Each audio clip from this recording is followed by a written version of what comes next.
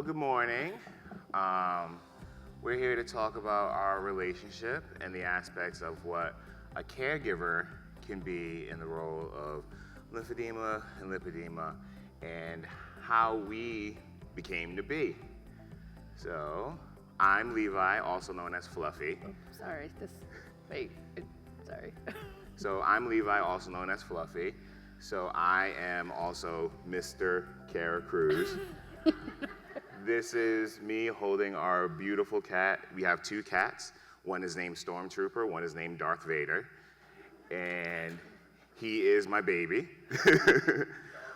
Yep, love him. And so I am a nutritional coach with a concentration on lifestyle habits. This is Miss Kara.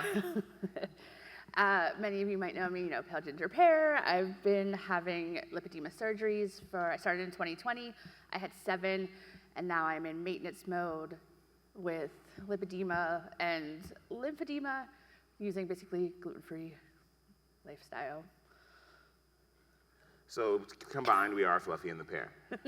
So we share our life pretty much everywhere we go. Like, I can't shut up. Which is a gift and a curse because sometimes I'm way too honest. We actually met through Instagram. So one of the things that is probably like, I've talked ad nauseum at some point to somebody at this conference is that I slid in her DMs on October 25th, 2023. Mm-hmm. And because she talked about in her story about the movie My Girl, which is one of my favorite movies because I'm allergic to bees. So I messaged her with just a simple 100, and that was it. Yeah. We started talking, and then it morphed into our beautiful relationship that we have today. We had mutual friends, so it wasn't like a complete... It wasn't like the creepy slide in the DM. I wasn't one of those gargoyles, like, but it was like, I was like, oh, this is somebody who is in the same room as me and does the same things as me, like on a different level and a different scale, but it's like, I was like, oh, she's cute. So this makes it a lot easier. So like I briefly mentioned, I had 7 surgeries. I wear compression daily. I have 2 kinds on at the moment even. I recently, in September, switched to low sugar as I noticed it was like making my legs throb and super restless. Without expecting any real results, because I'm always the skeptic on things, I have dropped 70 pounds from just cutting out sugar back in September. Mm-hmm. And then recently in February, added GLP-1 for inflammation management, which has been amazing. Like, we drove 11 hours and my feet were still flat and not puffed up after, and I can now fit jelly shoes. Which is the child of the 80s, it's like, but. Yep. So for me, I lost 230 pounds. I did it through flexible dieting, calorie deficit. I hate the word diet. I really do. I think it's one of those things that is like one of the most negative things within like fitness and things like that. The reason why I lost 230 pounds is because I had a heart attack at the age of 33. I was depressed, angry, upset at the world. At the time, I rationalized it. And I know that was probably the worst thing I could possibly do for my life because I was basically waiting to die in a sense because of the fact that I felt so much stress, so much anxiety, so much depression, so many things that I had to bury within myself because I felt no one would care. I had to be that strong person. I had to be that individual that you couldn't see things faze me, right? How many people here have had to go and experience certain things and talk to doctors, and you have to be that hardened individual when you get told, oh, this doesn't matter, or we're gonna do this. Oh, I have an opinion on this, you're wrong, And I had to really become my own biggest advocate for my life and for my growth as not just a man to my friends and my family, but to myself. It's not selfish to take care of yourself and to be your biggest advocate. It's selfish if you don't. If you don't speak your truths out loud, then you can literally, and I was waiting to just fall away in silence. And I had to learn and to wake up and to be a better person. I had to get loud, which is now my curse because I'm way too loud, as someone has pointed out many times today. But we met online, we fell in love, and the reason why it worked so much is because we both felt heard within the relationship. One of the things that we had to do and grow as individuals is to set boundaries on what we expect from each other and what had to be done for us to have a successful relationship. I finally felt that someone understood that like my body's different, but I'm still the same person I was before my surgeries. And he understood all of a sudden the world is treating you better because you're smaller, and that is fucked up. And so it was so refreshing to not have to fully explain that to someone. He would see my face change when all of a sudden, like, someone would rush to open the door for me. When years ago, it would like slammed in my face as I kept walking behind them. So it's nice to not have to constantly explain how you're like feeling through the day because you get to see it. And just being supportive and then like understanding that if you are trying, like, and we talk about the aspect of a caregiver, right? But it's really just being a supportive partner. You know, it's really being a supportive partner. Not every relationship's the same. Our relationship is built on sarcasm and the fact that I love to joke around and she can dish it back. Sometimes I can't take it, but like, I literally go through those movements and those motions within our relationship. Like, one of the biggest things that I always felt being heavy is that I had to prove that I'm not lazy. I had to work twice as hard to get halfway because I was told, you're the fat guy. Yeah. When I was going for a promotion and I was better than anybody in that room, I was better than anybody that they could have brought in, I was the best. There was no one that could tell me I wasn't the best. And I got told from my manager, you need to look like a store manager. And I was like, I dress properly. He's like, no, Levi, you need to look like a store manager. So after hearing all of that and going through all that crap, I had to realize, I was like, this jackass doesn't know jack about me. Because clearly, if he thinks that my size is dictated based on who I am, I don't need to work for this company. Then COVID, thank you. Then COVID happened. So then there was really nowhere for me to go. And I had gone through the process of actually losing weight, and then all of a sudden, now I'm promotable. Now it's easier for me to walk into those rooms and walk into those places and be more accepted because of the fact that I'm 200 pounds. And it was one of those things where I was like, I had to really look at it from a business standpoint and from like, I was like, this doesn't make me more marketable. This doesn't make me a better person for this company. And I wound up staying with that company way too long, and then I quit. And it was the best thing I ever did.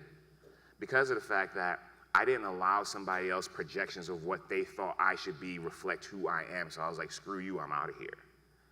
And how many people have gone through that within their certain types of relationships where they have other partners project their insecurities onto them, and now they feel upset about how they are within their own relationship. How many people here have ever thought about within their relationship, am I a burden to my partner?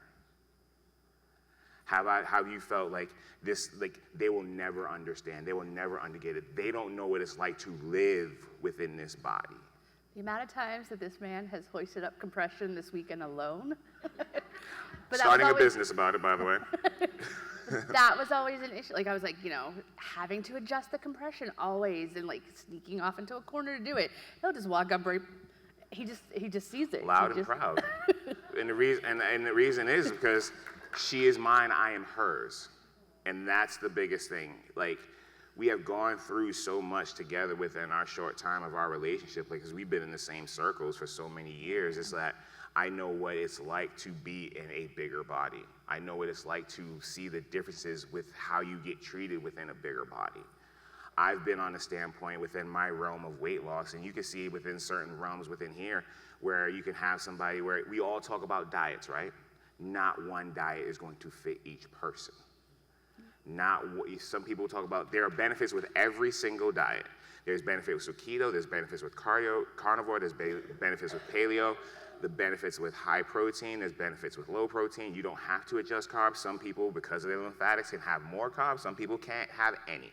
Some people love to talk about the benefits of like pulling out seed oil. Some people don't like the fact of beef tallow going in. Like there's so many different ways to do that, right? And we talk about all those benefits on how we can better our bodies, but we don't talk really about how we can better our relationship with ourselves and with our partner. And there's many different ways to do that. We're just talking about ours.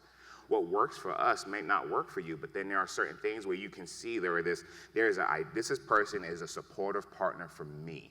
Yeah. Is it where, hey, baby had a rough day.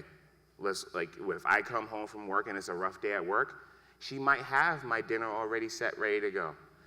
If she's come home from like a long day of peopling, and because she works from home.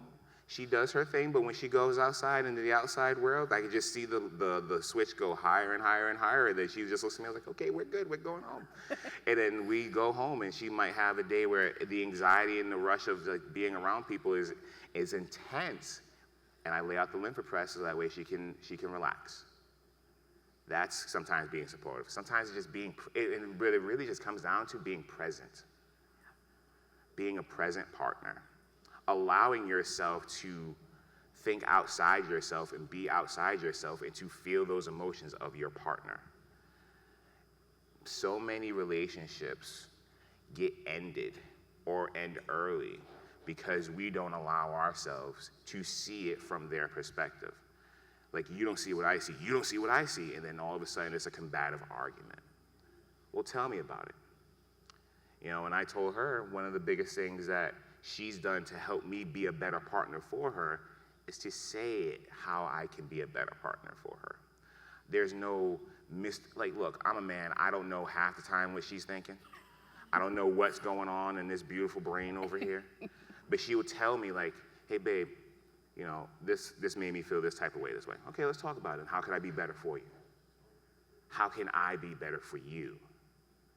And that's one of the biggest things that has helped us grow within our relationship. I might make a snarky comment, and because I'm a loudmouth person from Southside Rhode Island, and I literally will just be like, say something that's quick or say some accent word that she loves that makes her laugh because she loves the way I say quarter, right? So and I'll do that to take away the depression and the upsetness of how things are. But look, sometimes I got to be that person. Read the room. The only room I care about is being with her. And the only place I really feel comfortable being myself is with her. We were laying in bed the other night, and she was like, what do you want to watch? I was like, I don't care, as long as I'm with you, I'm good. And that's where the supportive partner comes in. That's where being a proper caregiver is. Because she knows what to do with anything about her body. She just needs that person to say yeah, go do it. Try it. What's the worst that can happen? I'll be right here if it's messed up. If it's successful, I'm walking right behind you. We did it. We did it. She doesn't have to do me all the time. Every person in this room can diagnose every person in this room. She literally will when I first moved to Pennsylvania, she literally would walk up to me, just so you know, she's got lymphedema, she's got it here. and I'm like, what the hell are you talking about? She's getting a McFlurry. What are we doing? And she'd be like, no. She's like, look at the legs, look at the columns. And she can diagnose it like that. Now he can too. It's one of the things I was like, hey babe, should we go talk? And but now it's but she knows that because you guys are so used to being your own advocate. But one of the things that we had to go through and we had to learn was she can do that for everybody else. Can she do it for herself? Can she protect herself? And sometimes my main role is protecting her from herself. Tell this woman or tell anybody, oh, you can't do that. And she'll go out of her way to prove how you wrong and you stupid for doubting her. And not only did I did it twice as fast as anybody else could do it. Now my bones hurt and you got to lay out my lymphopress. So it's knowing those aspects within our relationship and learning those things, that it's okay to not be okay, but it's okay to talk about it. We talk about everything that has transpired and has gone on, and we talk about, loss. This is a tough time for her personally because of her mom. This is around the time for her, and like who's passed away. We've mentioned Patty a lot during this weekend. You know, we've all experienced personal loss. We've all experienced like grieving. We've all experienced a lot of, you know, feelings this week, and sometimes this becomes overwhelming. And because we live our life publicly, we deal with a lot of overwhelming feelings. We deal with a lot of uneducated comments. We deal with a lot of hate. We deal with a lot of issues because of the fact that I'm quote unquote in shape and she's not. So our relationship gets deemed as intersize, which I didn't even know was a thing. We get a lot of trolls that want to be viral. Like we had our engagement post, she had to silence it because of the fact of how many negative comments we've gotten on it because Yep. I'm black, she's white, I'm tall, she's short, I'm skinny, she's fat. Apparently, Rhode Island requires a passport to be in Pennsylvania with me. Yep, and we hear that all the time. You know what we do? I was looking at him like, I was like, babe, can I say something? Please let me say something. Let me comment something because my mouth is quick and easy and fast and I can make somebody feel this big real quick. Yeah. And she's like, nope. Yeah. So we as a couple, we are still living in it. We're talking about our lives. We're talking about how we can be there, be present for people. The number one thing that you can do to have a healthy relationship is it's got to be built on communication.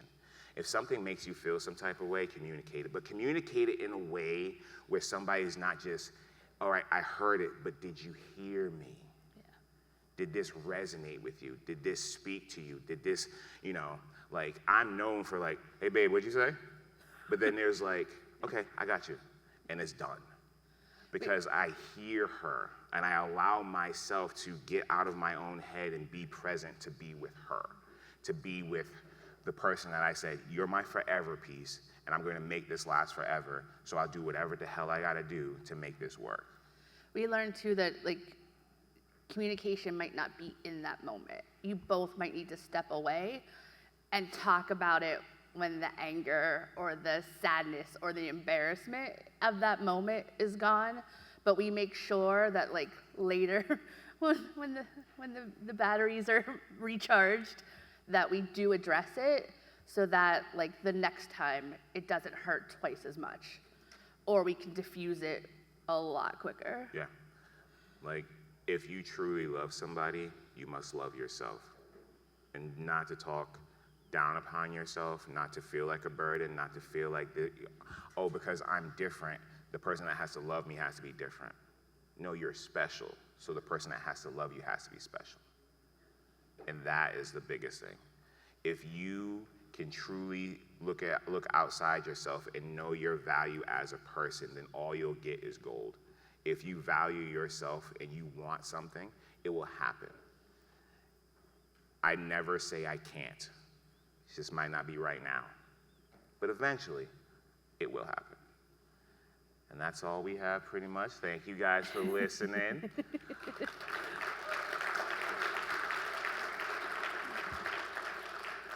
There's our social medias, our emails, and also, I know a lot of you know my story from it being everywhere, but he also is part of an upcoming documentary, and there's the link to it as well, or it's also highlighted on our social medias to check out his own journey.